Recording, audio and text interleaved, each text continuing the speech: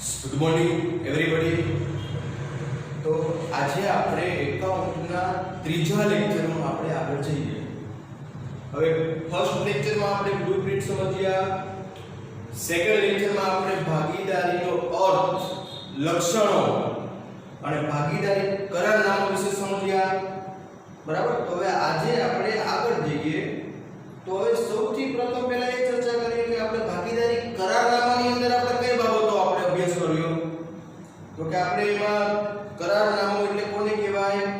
તો કે ભાગીદારો વચ્ચેની પરસ્પર સમજૂતી, એને લેખિતમાં રાખવામાં આવે એને ભાગીદારી કરારનામું કહેવાય. એટલે કરારનામું લેખિતમાં હોય એમાં કઈ બાબતોની સ્પષ્ટતા હોય છે? તો આપણે જોયું હતું કે એમાં આપણે મૂડી વ્યાજ, બીજો પોઈન્ટ ઉપાડ વ્યાજ, પગાર બોનસ કમિશન, લોનનું વ્યાજ, નફા નુકસાનની વહેંચણી, પાઘડી અંગે, પછી પ્રવેશ નિવૃત્તિ અંગે અને વિસર્જન અંગે આટલી મુખ્ય બાબતો કરારનામામાં હોય છે.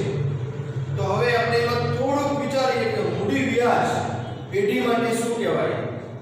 તો મૂડી વ્યાજ પેઢીએ ચૂકવવું પડે છે એટલે પેઢી માટે ખર્ચ, જ્યારે ભાગીદારો માટે આવક કહેવાય. પછી ઉપાડ વ્યાજ તો કે પેઢીને મળશે એટલે આવક કહેવાય. લોન વ્યાજ તો કે ભાગીદારે પેઢીને લોન આપેલી હોય છે એટલે ભાગીદારને મળે છે પણ પેઢીએ ચૂકવવું પડે છે એટલે પેઢી માટે ખર્ચ. પગાર બોનસ કમિશન તો કે પેઢીએ ભાગીદારોને ચૂકવવા પડે છે એટલે પેઢી માટે ખર્ચ. પછી નફો નુકસાનની વહેંચણી તો કે એમાં કરારનામામાં સ્પષ્ટતા કરેલી હોય છે પણ જો સ્પષ્ટતા ન હોય તો સરખા ભાગે વહેંચાય. બરાબર. પછી પાઘડી અંગે, પ્રવેશ નિવૃત્તિ અંગે, વિસર્જન અંગે આટલી બાબતો આપણે જોયેલી. પણ ખાસ આપણે એ જોવાનું કે મૂડી વ્યાજ ભાગીદાર માટે શું કહેવાય? તો કે આવક. ઉપાડ વ્યાજ મૂડી વ્યાજ પેઢી માટે શું કહેવાય? તો કે કર. ઉપાડ વ્યાજ પેઢી માટે શું કહેવાય? તો કે આવક. લોન વ્યાજ પેઢી માટે શું કહેવાય? તો કે ખર્ચ, કારણ કે પેઢીએ ચૂકવવું પડશે. પછી પગાર બોનસ કમિશન તો કે પેઢીએ ચૂકવવું પડશે એટલે ખર્ચ. બરાબર. બે બાબતો 1932 ના કાયદા મુજબ કે કરારનામામાં ન હોય તો પણ લાગુ પડે. કઈ બે બાબતો? તો કે પ્રથમ બાબત લોનનું વ્યાજ તો 6% ગણવામાં આવશે. બીજી બાબત તો કે નફા નુકસાનની વહેંચણી અંગે સ્પષ્ટતા ન હોય તો કે સરખા ભાગે વહેંચવામાં આવશે. આટલી બાબતો આપણે સેકન્ડ લેક્ચરમાં જોઈ ગયા. હવે આપણે આજે એ જોઈશું કે આ ચેપ્ટરની અંદર કઈ બાબતો આપણે ભણવાની છે. તો મેં તમને અગાઉ કીધેલું છે કે ભાગીદારી પેઢીના વાર્ષિક હિસાબો કેમ લખાય, આ એના માટેનું ચેપ્ટર છે. તો વાર્ષિક હિસાબ કેવી રીતે લખાય, શા માટે લખાય તમે જાણો છો કે નફો નુકસાન જાણવા માટે. પણ કેવી રીતે લખાય, એમાં કયા ખાતાઓની જરૂર પડે? તો આપણે 11મા ધોરણમાં જોઈ ગયા કે 3 ખાતા આપણે બનાવતા હતા. બરાબર. કયા કયા 3 ખાતાઓ?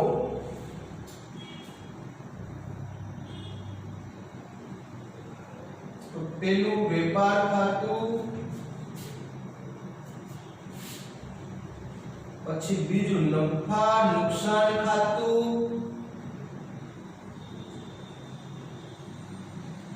પછી ત્રીજું પાકું સરવૈયું.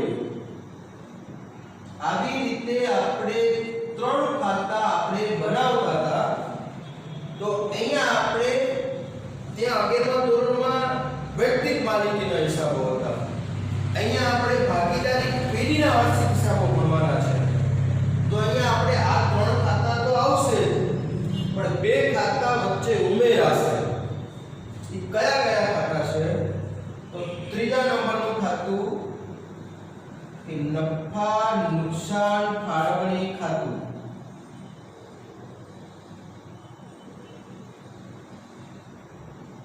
ચોથા નંબરનું ખાતું કે ભાગીદારોના મૂડી ખાતા.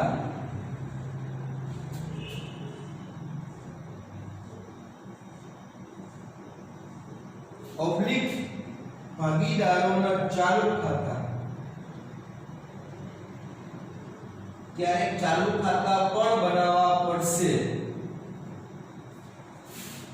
અને આગળ પાંચમું અને છેલ્લું ખાતું પાકું સરવૈયું. આવી રીતના આપણે 5 ખાતા અથવા ક્યારેક 6 ખાતા પણ જરૂર પડી શકે.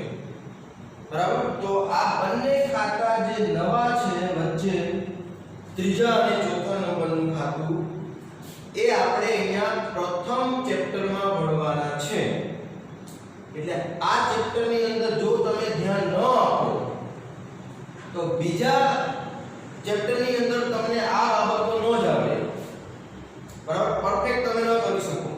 એટલે મેં તમને અગાઉ પણ કહેલું કે આપણે એવું વિચારવાનું કે ફર્સ્ટ અને સેકન્ડ લેક્ચર બંને જોઈન્ટ ચેપ્ટર કહેવાય અને બંનેનો ગુણભાર જોવા જાવ તો ચેપ્ટર પહેલું 5 માર્કનું સોરી 5 માર્કનું, બીજું ચેપ્ટર 11 માર્કનું, એટલે એ રીતે 15-16 માર્કનું તમારું આખું પ્રથમ અને સેકન્ડ ચેપ્ટર કહેવાય. બરાબર. એટલે હવે તમે આ બે ખાતા જે નવા છે આપણા માટે એનો અભ્યાસ આપણે કરવાનો છે. તો વેપાર ખાતું શા માટે આપણે બનાવીએ છીએ થોડુંક આપણે યાદ કરીએ. તો કે કાચો નફો કે કાચી ખોટ જાણવા માટે, ખરીદી અને વેચાણ અને અન્ય રીતે માલની જાવક એ આપણે આમાં લખીએ છીએ. નફા નુકસાન ખાતામાં તો કે એમાં બધા ખર્ચ અને આવક એના વિશે આપણે લખેલું. ખરીદીના ખર્ચ ઉપર જશે, અન્ય ખર્ચ જે છે એ નીચે આવશે, નાનું ખાતામાં આવશે. પછી એમાં આપણે ચોખ્ખો નફો કે ચોખ્ખી ખોટ જાણવા માટે હોય છે. એ જે ચોખ્ખો નફો કે ચોખ્ખી ખોટ આવે એ આપણે ફાળવણી ખાતામાં લઈ જવાના. ફાળવણી ખાતું શા માટે બનાવવાનું? તો કે એમાં સ્પેશિયલી ભાગીદારોના આવક અને ખર્ચનો હિસાબ થશે. તો ભાગીદારના ખર્ચ હોય કે ભાગીદારને લગતી આવક હોય એનો હિસાબ થશે. મતલબ પેઢી ભાગીદારને ચૂકવશે તો એ પેઢી માટે ખર્ચ કહેવાય. તો એ ફાળવણી ખાતામાં ઉધાર બાજુ આવશે. તો પેઢી કઈ રકમ ચૂકવતી હોય સામાન્ય રીતે? તો કે મૂડી ઉપર વ્યાજ ચૂકવશે. પછી બીજું તો પગાર બોનસ કમિશન ચૂકવશે. તો એ કઈ બાજુ આવે ફાળવણી ખાતામાં? તો ઉધાર બાજુ આવશે. બરાબર. તો પેઢી માટે આવક કઈ કહેવાય? તો કે ઉપાડ ઉપર વ્યાજ લેશે પેઢી. આવક કહેવાય એ જમા બાજુ આવશે. એટલે એવી રીતના ફાળવણી ખાતામાં આવક અને ખર્ચ જ લખવાના છે, પણ સ્પેશિયલી ભાગીદારોને ચૂકવાતી રકમ અને એની પાસેથી મળતી રકમ એ જ લખવામાં આવશે. તો એવી રીતના ભાગીદારોના મૂડી ખાતા સોરી ફાળવણી ખાતું આપણે અહીંયા જોયું કે નફા નુકસાન ખાતું શેના માટે હતું? તો કે ચોખ્ખો નફો કે ચોખ્ખી ખોટ જાણવા માટે. ફાળવણી ખાતું શેના માટે છે? તો કે વેચણી પાત્ર નફો અને વેચણી પાત્ર ખોટ લાવવા માટે છે, ખોટ જાણવા માટે છે. એટલે એ જે વેચણી પાત્ર નફો આવે, માની લો કે અહીંયા આપણે કહીએ કે 3 લાખનો નફો થયો, તો ત્રણેય ભાગીદારો સરખા હિસ્સાના હોય તો ત્રણેયને કેટલા મળે? તો કે તમે એવું બોલશો કે લાખ લાખ લાખ, ત્રણેયને લાખ રૂપિયા મળશે. તો એ તમારે અહીંયા વેચી દેવાના થશે ફાળવણી ખાતાની અંદર. પછી એ જે વેચણી પાત્ર નફો આવે એને આગળના ખાતામાં લઈ જાઓ, મતલબ મૂડી ખાતામાં લઈ જાઓ. મૂડી ખાતું શેના માટે બનાવવાનું? ચોથા નંબરનું ખાતું. તો મૂડી ખાતું તમારે ભાગીદારોના આવક અને ખર્ચનો હિસાબ રાખશે. ભાગીદારના કેટલા રૂપિયા પેટીમાં જમા રહેશે એ બતાવશે તમને. કઈ રીતે? તો હું તમને એમ કહું કે માની લો કે બી નામનો ભાગીદાર છે અને 5 લાખ રૂપિયા પેટીમાં કાઢેલા છે. વર્ષ પૂરું થાય એટલે લાખ રૂપિયાનો એને પગાર મળ્યો. એટલે ટોટલ એના કેટલા થયા? 6 લાખ રૂપિયા થયા. 5 લાખ રૂપિયાની મૂડી, લાખ રૂપિયાનો પગાર. હવે એમાંથી એને 50,000 વર્ષ દરમિયાન ઉપાડેલા છે. તો હવે એના વર્ષના અંતે કેટલા કહેવાય? તો તમે વિચારશો કે 6 લાખ એને એના ખાતામાં જમા થયા કહેવાય, 50,000 રૂપિયા એને ઉપાડ્યા છે, તો હવે એના 5.5 લાખ રૂપિયા પેટીમાં રહેશે. તો એવી રીતના મૂડી ખાતું એનો હિસાબ કરશે. બરાબર. તો તમને વિચાર આવશે કે ચાલુ ખાતા એટલે શું? તો ચાલુ ખાતા એટલે મૂડી ખાતા જેવું જ ચાલુ ખાતું. પણ ક્યારેક પેઢી એવું વિચારતી હોય કે આપણી મૂડી સ્થિર રહેવા દેવી છે, મૂડીમાં કોઈ આપણે પ્લસ માઇનસ કરવું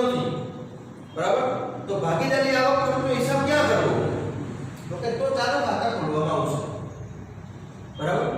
એટલે જો મૂડી સ્થિર રાખવાની વાત કરવામાં આવે તો ચાલુ ખાતા ખોલવાના. બરાબર. પછી ભાગીદારોની જે મૂડી ખાતા બનાવ્યા એની જે બાકી નીકળશે એ તમે ક્યાં લઈ જશો? તો કે પાકા સરવૈયામાં. કઈ બાજુ લઈ જશો? તો કે પાકા સરવૈયામાં બે સાઈડ છે. જો ડાબી બાજુ તો કે મૂડી દેવા છે, જમણી બાજુ તો કે મિલકત વેણા છે. તો મૂડી દેવા બાજુ મૂડી જે છે એ ભાગીદારોની મૂડી જે તમે અહીંથી બાકી નીકળે એ મૂડી ખાતામાં મૂડી ખાતાની જે બાકી નીકળે એ પાકા સરવૈયામાં મૂડી તરીકે મુકાશે. બરાબર. એટલે મૂડી દેવા અને મિલકતના બે સાઈડ હોય એમાં મૂડી તરીકે લખાશે, આખરી મૂડી તરીકે. અને એવી રીતના આપણે પાંચે પાંચ ખાતા આપણે બનાવવાના થશે અહીંયા. બરાબર. તો 11મા ધોરણમાં આપણે જોયું હતું કે જે ત્રણ ખાતા આપણે બનાવતા હતા વેપાર, નફા નુકસાન અને પાકું શરૂ, એ તો અહીંયા સેમ ટુ સેમ એ મુજબ જ આવશે, એમાં કોઈ જ ફેરફાર થવાનો નથી. વચ્ચેના બે ખાતા જે નવા આવે છે બરાબર એ તમારે અહીંયા ફર્સ્ટ ટોપિકની અંદર તમારે ભણવાના આવશે, ફર્સ્ટ ચેપ્ટરમાં ભણવાના આવશે. બરાબર. એટલે એ બે ખાતા શું કહેવાય એના વિશે આપણે સમજીએ. તો હવે એના માટે આપણે એવું કરીશું કે ફાળવણી ખાતું અને ભાગીદારોના મૂડી ખાતા એના નમૂના પહેલા આપણે સમજીએ. બરાબર. પછી આપણને ખ્યાલ આવશે. અને ફાળવણી ખાતું કેટલા નંબરનું ખાતું છે? તો કે 3 નંબરનું. બરાબર. તો કે અહીંયા કાચો નફો આવશે એ તમે નમૂના ખાતામાં લઈ જશો. નફા નુકસાન ખાતા ઉપરથી ચોખ્ખો નફો આવશે એ તમે ફાળવણી ખાતામાં લઈ જશો. એટલે ફાળવણી ખાતાની શરૂઆત ક્યાંથી થવાની? ચોખ્ખો નફો કે ચોખ્ખી ખોટથી થવાની. બરાબર. એટલે આપણે જોઈએ ચોખ્ખો નફો હશે તો કઈ બાજુ લઈ જવાય? તો કે નફો હંમેશા જમા બાજુ આવે, ખોટ હંમેશા ઉધાર બાજુ આવે. એટલે અહીંયા આપણે લખીએ. પણ મેં પહેલા હેડિંગ આપેલું છે. જો ABC પેઢીનું, ABC કોઈ પણ ત્રણ ભાગીદાર છે, ABC પેઢીનું 31/3/20 એટલે કે આપણું જે વર્ષ પૂરું થયું 31/3/20 ના રોજ પૂરા થતા વર્ષનું નફા નુકસાન ફાળવણી ખાતું બે ભાગમાં ઉધાર અને જમા, ઉધાર અને જમા એ તો કોઈ પણ ખાતામાં હોય જ. ચલો હવે આની શરૂઆત ક્યાંથી થશે? તો કે નાનું ખાતાનો જે ચોખ્ખો નફો કે ચોખ્ખી ખોટ હોય એના. તો હું અહીંયા લખીશ કે ચોખ્ખો નફો જમા સાઈડ. શા માટે? કે નફો આવક કહેવાય, આવક હંમેશા જમા બાજુ આવે. ચોખ્ખી ખોટ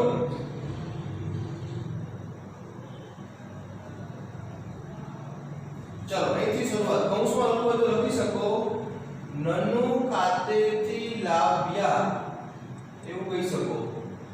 અને ત્રીજા નંબરનું ખાતું આપણું છે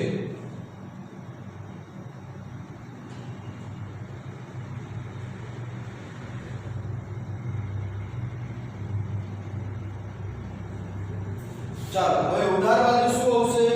તો અહીંયા હું કહીશ, હું મેન હેડિંગ આપી દઉં કે ભાગીદારોને ચૂકવાતી રકમ કઈ? તો તમે વિચારશો કે મૂડી ઉપર વ્યાજ પેઢીએ ચૂકવવું પડે.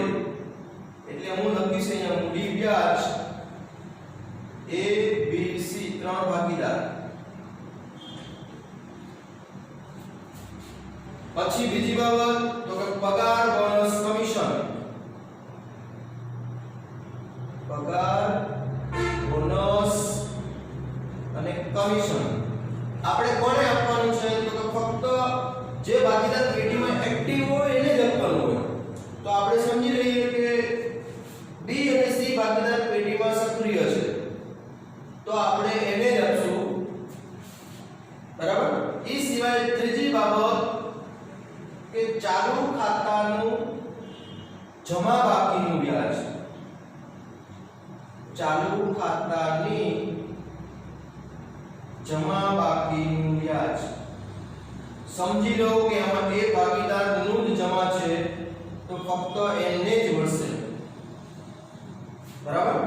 એ ભાગીદારનું જમા. હવે તમને એવું થશે કે ચાલુ ખાતાની જમા બાકી એટલે શું? આ બંને તો તમને સમજાઈ ગયું કે મૂડી વ્યાજ ચૂકવવું પડે, પગાર, બોનસ, કમિશન ચૂકવવું પડે, પણ ચાલુ ખાતાનું જમા બાકીનું વ્યાજ ખબર પડતી નથી. તે શું કહેવાય? તો અહીંયા આપણે એમ કહીએ કે ભાગીદારના રૂપિયા જો પેઢીમાં જમા હશે, મૂડી સિવાય જમા હશે અગાઉના, માની લો કે અત્યારે 2020 માં આપણે હિસાબ લખતા હોય તો 2019 ના જે રૂપિયા એના જમા હોય કે જેના ભાગમાં આવેલા હોય કે ઘરે ન લઈ ગયો હોય, પેઢીમાં જ રહેવા દીધા હોય, એ જમા રકમ કહેવાય. તો જેટલા રૂપિયા એના જમા હશે તો અહીંયા પેઢીએ ચૂકવવા પડશે, એટલે જમા બાકીનું વ્યાજ, બરાબર, પેઢી માટે ખર્ચ કહેવાય. એ સિવાય જો કોઈ ભાગીદારે લોન આપેલી હોય તો લોન વ્યાજ પણ પેઢીએ ચૂકવવું પડશે, એ પણ પેઢી માટે ખર્ચ કહેવાય. એટલે હું અહીંયા લખીશ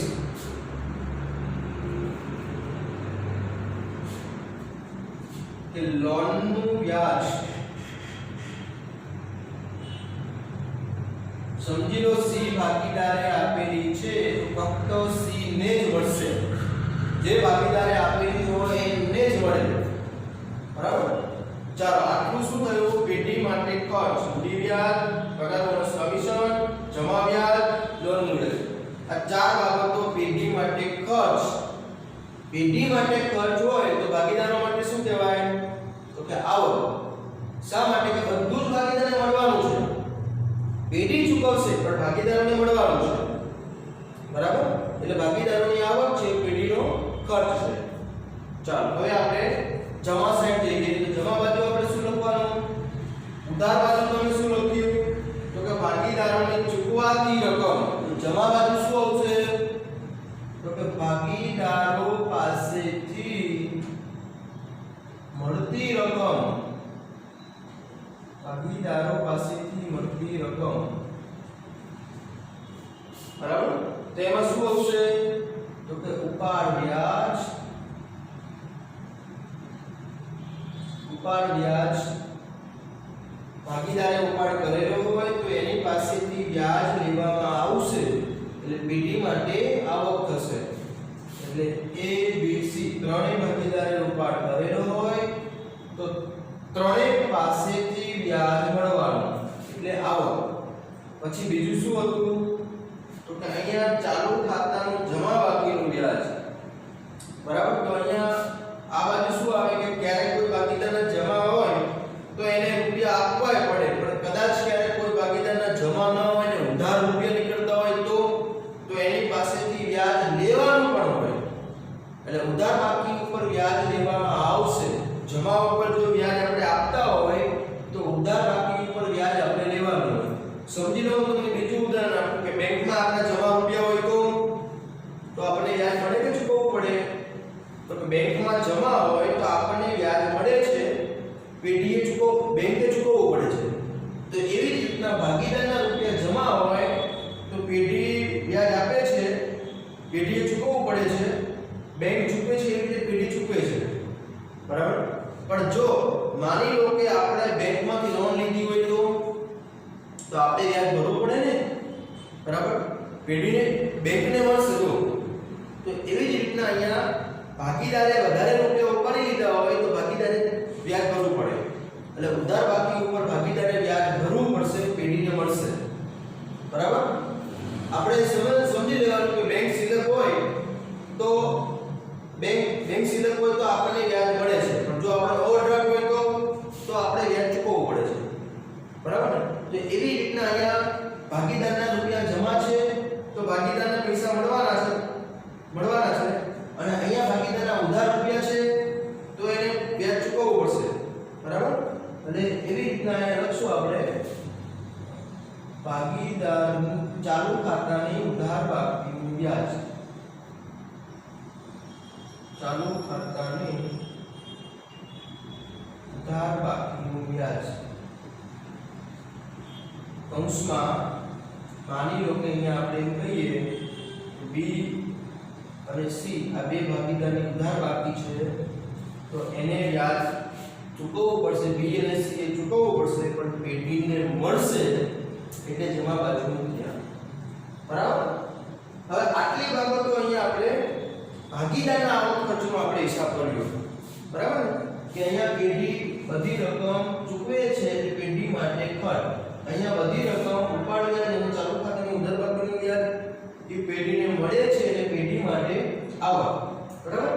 આટલો આપણે જોયું. પણ હવે આમાંથી એક બાબત કાઢી નાખીશ જો લોનનું વ્યાજ બરાબર એ લોનનું વ્યાજ છે એ અહીંયા જૂના સિલેબસની અંદર પહેલા આરોહી ખાતામાં મૂકવામાં આવતું હતું પણ 2 વર્ષથી જે નવો અભ્યાસક્રમ આવ્યો એની અંદર લોનનું વ્યાજ છે એ નાનું ખાતામાં લઈ જઈશું મતલબ આ ખાતામાં લઈ જઈશું બરાબર છે ભાગીદારની તે લોન પણ છતાં નવા સિલેબસ મુજબ એવું કહેવામાં આવે છે કે ભાગીદારની લોનનું વ્યાજ નાનું ખાતામાં મૂકો ભાગીદારનો હોવા છતાં કારણ કે પેઢી એવું વિચારે છે કે આપણે બીજા પાસેથી લોન લીધી હોત ભાગીદાર સી પાસેથી નથી લીધી પણ બેંકમાંથી લીધી હોત તો આપણે વ્યાજ ચૂકવવું પડે જ ને તો આપણે ક્યાં લખવાના હતા તો કે નાનું ખાતામાં લખવાના હતા તો અહીંયા પણ જે આ લોનનું વ્યાજ છે બરાબર એ આપણે નાનું ખાતામાં લખો એવું કહેવામાં આવશે એટલે હું આ જે લોનનું વ્યાજ છે એને હું અહીંથી કાઢી નાખીશ બરાબર ભાગીદારનો હોવા છતાં કાઢી નાખીશ એ એક જ બાબત નીકળશે ચલો એટલે અહીંયા બાજુ ચલો હવે આપણું પારવણી ખાતું કમ્પ્લીટ થયું હવે આપણે આને બાકી કાઢીએ છીએ હવે હું તમને એવું કહું કાલ્પનિક આંકડા આપીશ કે જો આ બાજુ આપણને 10 લાખ રૂપિયાની આવક છે સમજી લો આંકડા કાલ્પનિક હશે તો આ બાજુ 6 લાખ રૂપિયાના ખર્ચ છે બરાબર તો તમે શું વિચારશો તો કે 4 લાખ રૂપિયા પેઢી પાસે છે એવું વિચારશો બરાબર ને તો અહીંયા આપણે હવે કહીએ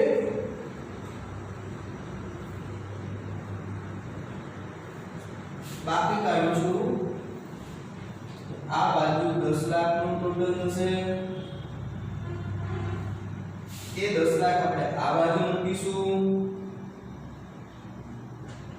હવે એમાંથી હું 6 લાખ કાઢું એટલે 4 લાખનો નફો આપણને મળે છે બરાબર પણ હવે હું તમને 4 લાખ મૂકું ત્રણેય ભાગીદારો વેચી લેશે બરાબર ને હું અહીંયા નફો મૂકીશ અહીંયા હું લખીશ વેચણી પાત્ર નફો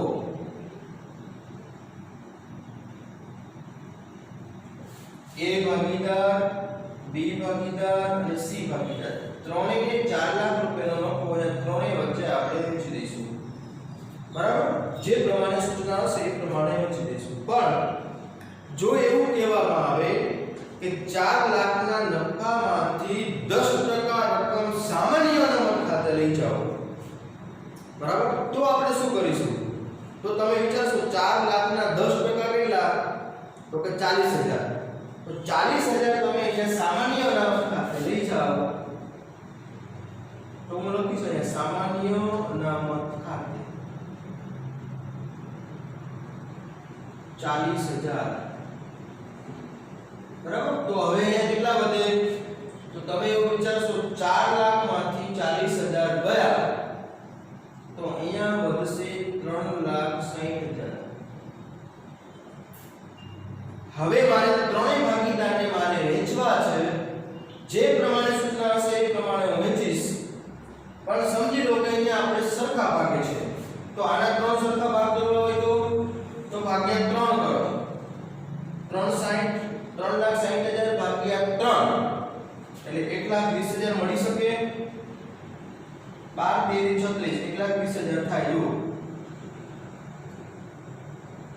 બરાબર તો ત્રણેય ભાગીદારને આટલા મળશે તો હવે આપણને એક પ્રશ્ન થશે કે સામાન્ય અનામત એટલે શું બરાબર આપણે થોડી 11માં ચર્ચા કરેલી પણ અહીંયા થોડા આપણે ડીપમાં જઈએ કે સામાન્ય અનામત એટલે શું કહેવાય તો જે નફો થાય એમાંથી પેઢી બચત કરશે અહીંયા બરાબર સામાન્ય અનામત એટલે એક પ્રકારની બચત શેના માટે કરવાની કે કદાચ ભવિષ્યની અંદર જો આકસ્મિક નુકસાન જાય પેઢીને આફતો આવે તો ઈ જે પૈસા દર વર્ષે આ ભેગા કરવામાં આવશે આ કોઈ આ વર્ષે આપણે ભેગા કરીએ છીએ એવું નથી દર વર્ષે ભેગા કરવાના નફામાંથી પછી 10 વર્ષના જેટલા બી રૂપિયા ભેગા થયા હોય માની લો કે 11મા વર્ષે કોઈ આફત આવે તો આપણે આ રૂપિયા આપણે આફતના સંજોગોમાં વાપરી શકીએ બરાબર એના માટે સામાન્ય અનામત છે આકસ્મિક નુકસાનો આવ્યા હોય કોઈ કુદરતી આફત હોય કોઈ માનવસર્જિત આફત હોય તો એના માટે આપણે એ રૂપિયા વાપરી શકીએ સમજી લો કે અત્યારે આપણે કોરોના વાયરસના હિસાબે ઘણી બધી કંપનીઓ બંધ છે પણ કંપનીની અંદર કામ કરતા કર્મચારીને પગાર ચૂકવવો પડે છે જો કંપનીએ બરાબર, ગવર્નમેન્ટે એવું કીધેલું છે કે પગાર ચૂકવો તમે, કોઈને છૂટા નહીં કરો, પગાર ચૂકવો. તો હવે અત્યારે કંપનીનું પ્રોડક્શન બંધ છે, કંપનીનું સેલિંગ બંધ છે અથવા ઓછું છે, તો નફો એનો ઓછો થવાનો. બરાબર, તો અત્યારે કંપની રૂપિયા લાવશે ક્યાંથી પગાર ચૂકવવા માટે? તો અત્યારે કંપની પાસે જે આવા સામાન્ય અનામત તરીકે ભેગી કરેલી બચત હોય એમાંથી કંપની કર્મચારીઓને ચૂકવશે. બરાબર, જો આ એક પ્રકારની આફત છે, માનવસર્જિત આફત કહેવાય. આમ જો તો કુદરતી આફત તો નથી, તો બધા જાણો છો માનવસર્જિત આફત છે. બરાબર ને? ચીનમાંથી આવેલો વાયરસ છે એટલે કોઈ તમે કુદરતી આફત કહી શકતા નથી. જો બરાબર, તો આવી આફતો સામે તમે લડી શકો એટલે સામાન્ય અનામત એક પ્રકારનું એકત્રિત નફો, એકત્રિત બચત કહેવાય. જો દરેક વ્યક્તિ આપણે કેમ બચત કરતા હોય એવી રીતના પેઢી અને કંપની પણ બચત કરશે. બરાબર, એટલે એવી રીતે અહીંયા બચત કહેવાય. દાખલા તરીકે આપણે પહેલા પણ જોવા જાવ તો 1920 ની અંદર જ્યારે પ્લેગ આવ્યો, જ્યારે પ્લેગ નામનો રોગ આવ્યો ત્યારે પણ મોટી આફતો થયેલી. બરાબર, ત્યારે તો હજી મેં એવું વિચારી છે એના માટે તો કે આના કરતાં પણ એ વખતે ભયંકર પરિસ્થિતિ હતી, પણ એ મોટા ભાગે યુરોપના દેશોમાં હતા પ્લેગ. આપણે ઇન્ડિયાની અંદર હતો પણ ઇન્ડિયામાં એનું બહુ મોટું સ્વરૂપ નહોતું. બરાબર, એટલે એ વખતે તો એવું કહેવાય છે કે દુનિયાની 25% વસ્તી મૃત્યુ પામી ગઈ. બરાબર, તો એક કરતા તો કોરોના વાયરસ અત્યારે એના કરતા સ્થિતિ સારી કહેવાય. પણ આપણા માટે પ્રથમ વખત છે, આપણે આવું કોઈ દિવસ વિચાર્યું પણ નહોતું અને કોઈ દિવસ આવું સપનામાં આપણે વિચાર્યું નહીં હોય કે આવી મોટી આફત થશે, ઇન્ડિયા આટલું 2-3 મહિના લોકડાઉન રહેશે, આપણે એવું ક્યારેય કલ્પના નહોતી કરી. બરાબર, તો આવી આફતો સામે લડી શકાય એના માટે સામાન્ય અનામત જેવી રકમ વપરાતી હોય છે. બરાબર, ચાલો હવે આપણે આગળ જઈએ. ફાળવણી ખાતું આપણું પૂરું થયું. હવે આપણે ચોથા નંબરનું ખાતું ભાગીદારોના મૂડી ખાતા એના વિશે આપણે ચર્ચા કરીએ. તો મૂડી ખાતા શું કહેવાય? તો કે એમાં ભાગીદારની આવક ખર્ચનો હિસાબ અને છેલ્લે પેઢી પાસે ભાગીદારોની રકમ જમા કેટલી રહેશે મૂડી તરીકે એનો હિસાબ કરશે. બરાબર, તો હવે આપણે એવું કહીએ કે આ જે વેચણી પાત્ર નફો છે એ આપણે અહીંયા મૂડી ખાતામાં લઈ જવામાં આવશે. કઈ બાજુ લઈ જવું? તો આપણે વિચારશું કે નફો છે તો જમા બાજુ લઈ જવાય ને. બરાબર, એટલે મૂડી ખાતા કેવી રીતે બનાવવામાં આવે છે આપણે એ જોઈએ, પછી ચાલુ ખાતા કેવી રીતે બનશે એ જોઈએ. જો કે મૂડી ખાતા જેવા જ ચાલુ ખાતા છે એટલે એમાં બહુ સમય નહીં લાગે. બરાબર, ચાલો એટલે હવે આપણે હું આ પૂછું છું, આપણે આ બંને સમજવાના બાકી, મૂડી ખાતા અને ચાલુ ખાતા. બરાબર,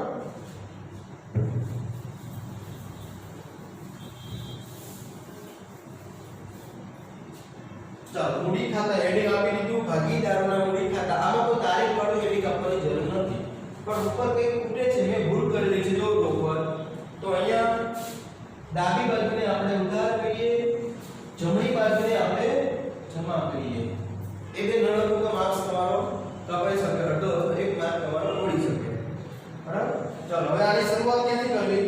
તો ભાગીદારોની મૂડી, સામાન્ય રીતે ભાગીદારોની મૂડી જમા હોય. બરાબર ને?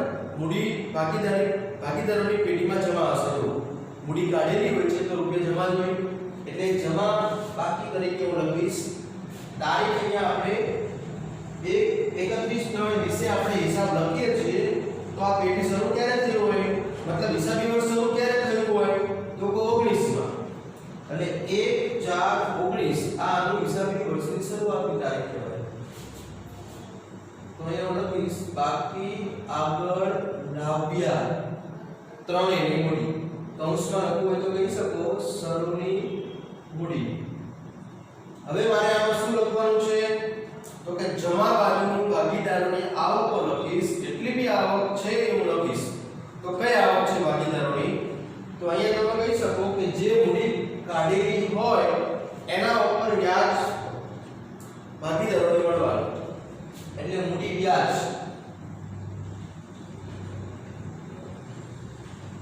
તારીખ કઈ આવશે? તો કે વર્ષના અંતે આપણે ચૂકવતા હોય એટલે અંતની તારીખ. બરાબર, ચાલો હજી આગળ જઈએ તો કે ભાગીદારને પગાર બોનસ કમિશન તારીખમાં 31/9/20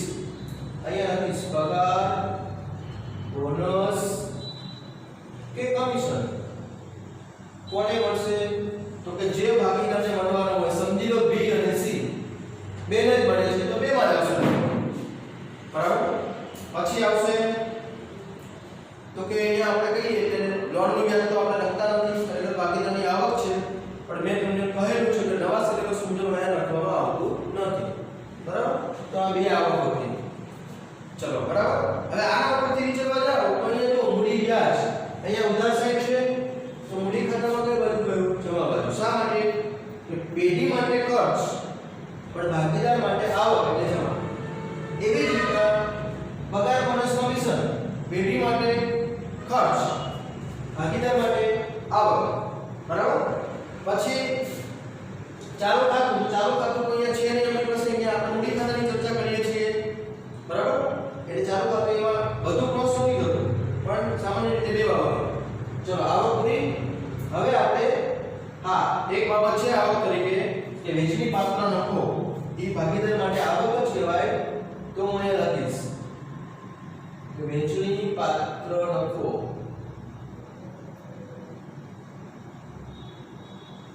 ત્રણેય ભાગીદારને મળ્યા છે એટલે લખીએ. ચલો હવે ઉધાર સાઈડ જોઈએ તો ઉધાર સાઈડ શું આવે? તો ઉધાર બાજુ આપણે કહીએ કે ભાગીદારોના જે રૂપિયા ઓછા થવાના હોય બરાબર એ આવશે. જમા બાજુ શું આવ્યું? તો ભાગીદારને જે રકમ મળવાની હોય એ બધું તમે જમા કરો. તો ઉધાર સાઈડ શું આવે? તો કે ભાગીદારને જે રકમ ચૂકવવી પડતી હોય એ ઉધાર, જેના રૂપિયા ઓછા થવાના હોય ઉધાર બાજુ આવે.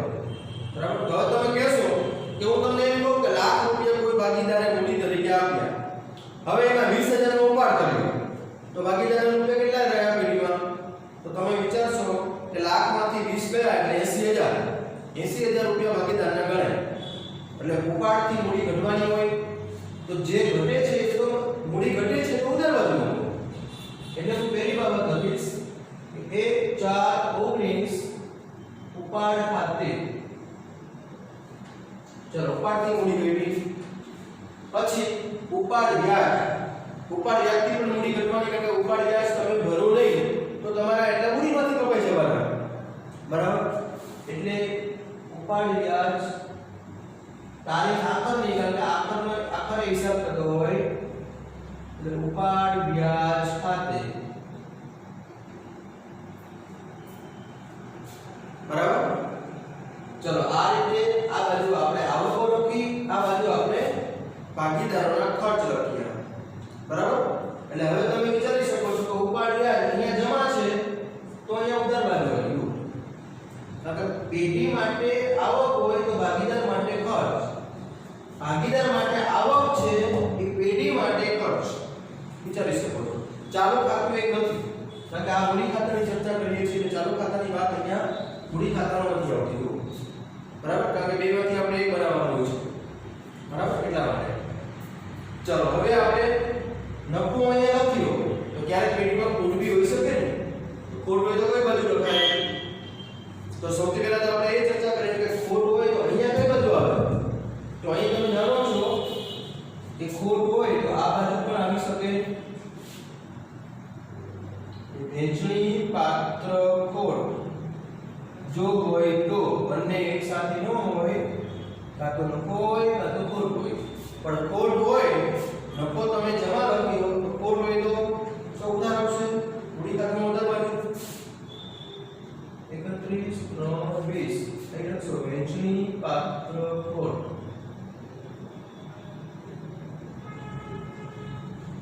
ચલો હવે બધી બાબતો અંદર મૂડી ખાતામાં આવી ગઈ.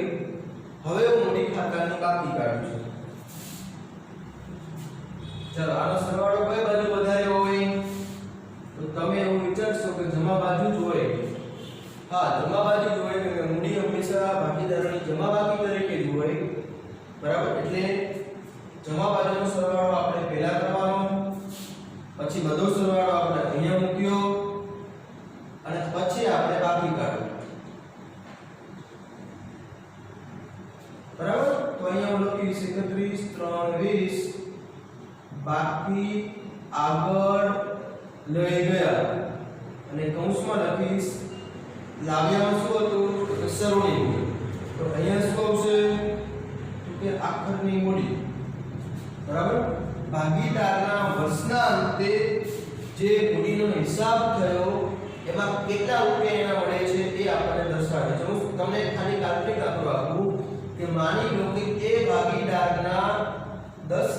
રૂપિયા મૂડી તરીકે હતા. 8 લાખની શરૂની મૂડી હતી અને 2 લાખનો એનો નફો ભાગમાં આવ્યો એટલે 10 લાખ રૂપિયા થયા. સમજી લો આંકડા કાલ્પનિક છે, 10 લાખ થયા. હવે એમાંથી એને લાખ રૂપિયાનો ઉપાડ કર્યો એટલે અહીંયા લાખ રૂપિયા આવે. એમાંથી વ્યાજ આપણે મૂડી વ્યાજ નથી ગણ્યું તો ઉપાડ એક પણ ગણતા નથી. તો હવે તમે વિચારશો કે ભાગીદાર A ના કેટલા રૂપિયા પેઢીમાં કહેવાય? તો તમે વિચારશો કે 10 લાખ રૂપિયા એનો મૂડી તરીકે જમા થયા, લાખ રૂપિયા એને એમાંથી ઉપાડ કરી લીધો તો 10 માંથી લાખ રૂપિયા ગયા, 10 લાખ માંથી લાખ ગયા તો 9 લાખ રૂપિયા આપણને મળે, જે ભાગીદારની આખરી મૂડી કહેવાય. બરાબર? હવે એને આપણે ક્યાં લઈ જવાના? અહીં તો મેં લખ્યું તો બાકી આગળ લઈ ગયા. ક્યાં લઈ ગયા મતલબ ક્યાં? તો પાકા સગયામાં જે આપણે મૂડી લખીએ છીએ ને મૂડી દેવા, એ મૂડી તરીકે લખવાના થશે. બરાબર? એટલે આમ જુઓ ને તો આ તમે 11મા ધોરણમાં જે તમે મૂડીનું કોષ્ટક બનાવતા હતા એ કોષ્ટક જ થયું. સમજો ને તમે પાકા સગયામાં આવી રીતે લખતા હતા, આ પાકું સગયું છે, સમજી લો. પછી હું તમને એવું કહું કે તમે મૂડીનું કોષ્ટક બનાવતા હતા એમાં લખતા હતા મૂડી પ્લસ મૂડી વ્યાજ પ્લસ નફો પછી માઈનસ ઉપાડ પછી ઉપાડ વ્યાજ અને ખોટ એવું લખતા ને. પછી આ જે હોય માની લો કે અહીંયા 10 લાખ થયા, ઉપાડ લાખનો થયો તો 9 લાખ જાય. આવું તમે મૂડી દેવા બાજુ કોષ્ટક બનાવતા હતા તો એ જ કોષ્ટક તમારું થયું. સમજી લો કે જો મૂડી વ્યાજ નફો તો જો છે મૂડી વ્યાજ આ નફો, ત્રણેય તમે સરવાળો કર્યો, આ સરવાળો કર્યો. પછી એમાંથી શું કર્યું તો ઉપાડ તમે બાદ કર્યો તો એમાં પણ ઉપાડ બાદ કરીએ છીએ અને 9 લાખ રૂપિયા જે મળે છે એ મેં તમને એવું કીધું પાકા સમયમાં લઈ જવાના. તો અહીં 9 લાખ જ બહાર નીકળે છે જો 11મા ધોરણ મુજબ. એટલે 11મા ધોરણમાં તમારું મૂડીનું કોષ્ટક જે છે એ જ તમારા મૂડી ખાતા. તો પ્રશ્ન થશે કે એવું કોષ્ટક બનાવી નાખ્યું તો શું પ્રોબ્લેમ થઈ શકે? બનાવી નાખીએ તો હા ચાલે, દાખલો ખોટો પડવાનો નથી, પણ તમે મૂડી દેવા સાહેબ તમારે 3 કોષ્ટક બનાવવા પડશે. 3 ભાગીદારો હશે તો 3 કોષ્ટક બનશે. બરાબર? આ જે તમે બનાવ્યું આ સમજી લો એ ભાગીદારનો બનાવ્યું. એવી રીતના તમે આગળ B ભાગીદારનો બનાવશો, C ભાગીદારનો બનાવશો તો તમારું પાકું સગયું મૂડી દેવા સાહેબ મોટું થઈ જશે. બરાબર? અને ભૂલો ન થાય, સરળતા પડે એટલા માટે આપણે મૂડી ખાતા કરીએ છીએ. બરાબર? બાકી મૂડીનું કોષ્ટક જ તમારું છે. આરણી ખાતું એટલે તમારું નફા નુકસાન ખાતા જેવું જ છે. તમે વિચારો તમે મૂડી વ્યાજ કેમ મૂકતા 11મા ધોરણમાં? તો કે નફા નુકસાનની ઉધાર બાજુ. તો અહીંયા ક્યાં આવ્યું? ઉધાર બાજુ છે. લો ઉપાડ વ્યાજ કેમ મૂકતા હતા 11મા ધોરણમાં? તો કે નફા નુકસાનની જમા બાજુ. તો અહીંયા શું થયું? જમા બાજુ છે. એટલે નફા નુકસાન ખાતા જેવું જ છે. આ મૂડીના કોષ્ટક જેવા મૂડી ખાતા છે. બરાબર? એટલે 11મા ધોરણ પર પૂરેપૂરું ડિપેન્ડ કહેવાય. જો સમજો વિચારો, આપણે ગોખીને યાદ નથી રાખવાનું, આપણે બને તેટલું એકાઉન્ટ સમજીને યાદ રાખીએ છીએ. બરાબર? આ તો એટલા માટે આવ્યું કે એક કરતાં વધારે વ્યક્તિઓ પેઢીમાં હોય છે, બધાનો હિસાબ અલગ અલગ રીતે આપણને જોવા મળે, એટલા માટે આપણે ફાળવણી અને મૂડી ખાતા બનાવીએ છીએ. બાકી કમ્પલસરી એક પણ ખાતું હોતું નથી. આપણે 12મા ધોરણમાં માર્ક લેવા માટે કમ્પલસરી પેઢી માટે કમ્પલસરી ખાતા નથી. પેઢી ન બનાવે તો પણ કોઈ ઓડિટર એવું નથી કહેતા કે તમે આ ખાતા બનાવો છો.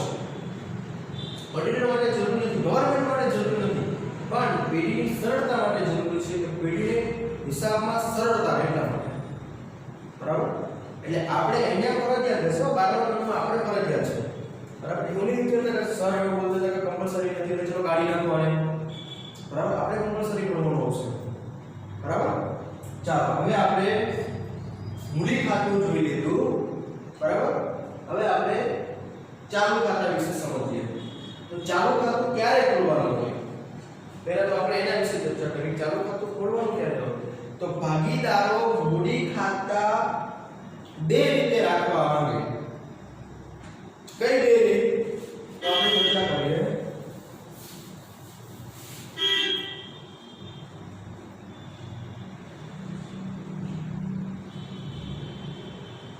એક અસ્થિર પદ્ધતિથી મૂડી રાખે અને બીજું સ્થિર પદ્ધતિથી મૂડી રાખે. મૂડી રાખવાની બે રીત છે, અસ્થિર પદ્ધતિ અથવા સ્થિર પદ્ધતિ. અસ્થિર પદ્ધતિનું નામ વિચારો તો કે મૂડી જે શરૂઆતમાં હોય એ વર્ષના અંતે જુદી જોવા મળે એને અસ્થિર કહેવાય. બરાબર. અથવા મૂડીમાં બધું આપણે મિક્સ કરી દેતા હોય, બધી આવક ને ખર્ચ, તો પણ અસ્થિર બની જવાનું. તો આપણે અહીંયા શું કર્યું કે જે મૂડી હતી એમાં બધું મિક્સ કર્યું. જો મૂડી વ્યાજ, પગાર બોનસ કમિશન, નફો ઉપાડ, આ બધું આપણે પ્લસ માઈનસ કરીએ છીએ. એટલે મૂડી આપણી સ્થિર રહેવાની નથી, અસ્થિર બની ગઈ. શરૂઆતમાં આપણે પાસે 8 લાખ રૂપિયા હતા, તો અહીંયા વર્ષના અંતે આપણી પાસે 9 લાખ રૂપિયા થઈ ગયા, અસ્થિર બની ગઈ. જો પ્લસ માઈનસ કર્યું એટલે આ અસ્થિર પદ્ધતિ મુજબ મૂડી ખાતા થયા. બરાબર. જો તમને અસ્થિર પદ્ધતિ મુજબ ખાતા પૂછે તો તમે આ મૂડી ખાતા આવી રીતે બનાવી શકો. પણ માની લો કે તમને સ્થિર પદ્ધતિ મુજબ પૂછે કે સ્થિર પદ્ધતિ મુજબ મૂડી ખાતા આપણે બનાવવા હોય તો કઈ રીતે બનાવી શકીએ? બરાબર. તો અહીંયા સ્થિર પદ્ધતિમાં કેવું હોય કે મૂડી ખાતામાં જ આવે. બરાબર. મૂડી ખાતામાં જ આવે. એટલે આપણે વિચારીએ તો આ બધું શું? આ બધું ક્યાં આપવાનું? ઉપાડ વ્યાજ, પગાર, નફો, ઉપાડ વ્યાજ, ખોટ, આ બધી અસર ક્યાં આપવાની? તો કે એ બધી અસર આપવા માટે આપણે ચાલુ ખાતા ખોલવાના. ભાગીદારનો આવક અને ખર્ચનો હિસાબ કરવા માટે ચાલુ ખાતા ખોલવાના. મૂડીને સ્થિર રહેવાનું. એટલે મૂડી ખાતામાં મૂડી સિવાય કંઈ લખવામાં આવતું નથી. બરાબર. તો એને સ્થિર પદ્ધતિ કહેવાય. એટલે આપણે સ્થિર પદ્ધતિ પૂછાય તો આપણે મૂડી ખાતા ને સીધું કાકા સરવાળામાં મૂડી તરીકે મૂકી દો અને આ બધી અસર આપવા માટે ચાલુ ખાતા ખોલો. બરાબર. એટલે સ્થિર પદ્ધતિ પૂછાય તો એ ખાતા આપણે 5 જ બનાવવાના. 6 બનાવો તો 6 બનાવી શકો, પણ મૂડી ખાતામાં મૂડી સિવાય કંઈ આવશે નહીં. ખાલી બાકી આગળ લાવ્યા તરત જ એની બાકી કાઢી દો. હા, ઇન કેસ કોઈ ભાગીદાર વચ્ચેથી મૂડી લાવે તો અંદર નોંધ કરવાની, પણ મૂડી ખાતામાં મૂડી સિવાય કંઈ આવવાનું નથી. બરાબર. આ બધી અસરો આપણે ક્યાં આપવાની? તો કે ચાલુ ખાતામાં આપવાની. બરાબર. એટલે એને સ્થિર પદ્ધતિ કહેવાય. ફરી વખત બોલું છું, અસ્થિર પદ્ધતિ તો કે મૂડી શરૂઆતમાં હોય તો વર્ષના અંતે થોડી જુદી જોવા મળતી હોય, અથવા આવક ખર્ચનો હિસાબ બધું જ મૂડીમાં પ્લસ માઈનસ થતું હોય તો એને અસ્થિર પદ્ધતિ કહેવાય. આ અસ્થિર પદ્ધતિ છે. સ્થિર પદ્ધતિ તો કે એમાં મૂડી સિવાય કંઈ લખવાનું નહીં, એ સ્થિર પદ્ધતિ કહેવાય. બરાબર. તો હવે આપણે એવું કરીએ, જો સ્થિર પદ્ધતિ હોય તો કેવી રીતે આપણે મૂડી ખાતા બનાવવા એની ચર્ચા કરીએ. તો હવે હું પૂછું છું,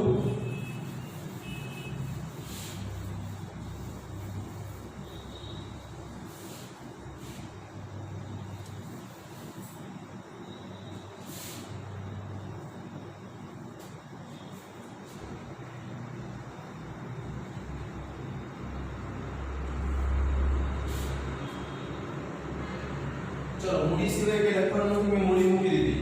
ઇન કેસ કોઈ ભાગીદાર વચ્ચેથી મૂડી લાવે, માની લો કે બી નામનો ભાગીદાર વચ્ચેથી 3 લાખ આવે છે તો બી માં આપણે જમા કરીશું. બરાબર. પણ અહીંયા શું લખાય? તારીખ કઈ તારીખે લાવ્યો? તો 10મા મહિનામાં. તો 1/10/19 કેટલા રૂપિયા લાવ્યો? 3 લાખ. તો અહીંયા વિગતમાં શું લખશું? તો કે આપણે લખશું રોકડ તરીકે લાવ્યો તો રોકડ લખાય, ચેક આપ્યો તો બેંક ખાતે લખાય. એટલે રોકડ અથવા બેંક ખાતે કૌંસમાં લખવું હોય તો વધારાની મૂડી. બરાબર. ચલો આવી રીતે આપણે મૂડીમાં બીજું કંઈ લખવાનું નથી. એટલે હવે હું મૂડી ખાતા બંધ કરીશ. તો ત્રણેયની જે બી બાકી નીકળે લખશું આપણે બાકી આગળ લઈ ગયા 31 3 20 આવી રીતના આપણે મૂડી ખાતા બનાવવાના થશે તો મૂડીમાં મૂડી સિવાય કઈ આવતું નથી ઉપાડ બધું નીકળી ગયું બરાબર એટલે હવે આપણે જોડે જોડે ચાલુ ખાતા પર જોડી લઈએ એટલે હું હેડિંગ આપું છું ભાગીદારોના ચાલુ ખાતા દોરવાના છે તો મૂડીની જેમ જ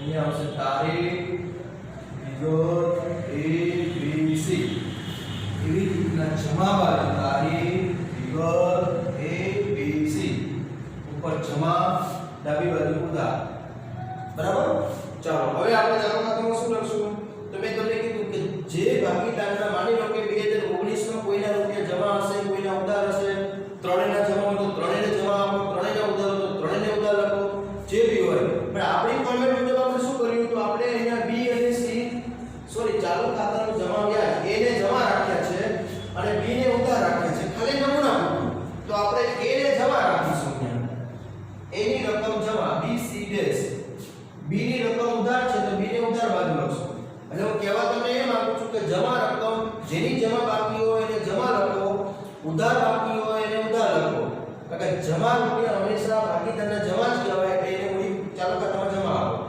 ઉધાર રકમ ઉધાર જ કહેવાય બરાબર એને ચૂકવવા પડશે ભોગવવા પડશે એટલે એને ઉધાર રાખો તો અહીંયા તારીખમાં કે જે બી હોય પ્રમાણે કાઢી કે 4 19 બાકી આગળ લાવ્યા આ ઉધાર બાકી BC અહીંયા A ની જમા બાકી બરાબર ચાલો હવે આમાં શું લખવાનું છે ભાગીદારોની જેટલી આવક છે એ બધી જમા કરો તો આવક કઈ હતી તો હમણાં જ તમે ચર્ચા કરી કે મૂડી પર વ્યાજ ત્રણેય ભાગીદારને મળે તો મૂડી ખાતામાં નથી પણ એનું વ્યાજ ભાગીદાર માટે આવક છે એ જમા કરો પછી તો કે પગાર બોનસ કમિશન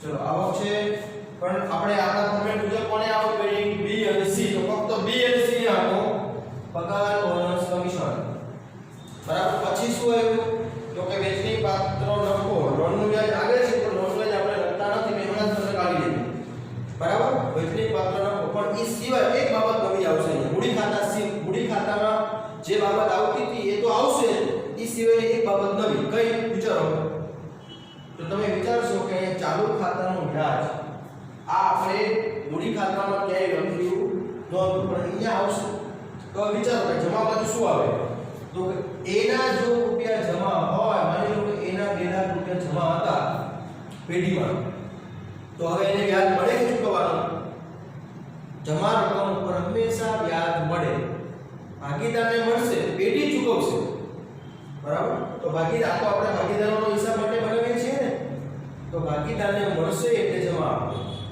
એટલે અહીંયા હું લખીશ 31 3 20 ચાલુ ખાતાનું વ્યાજ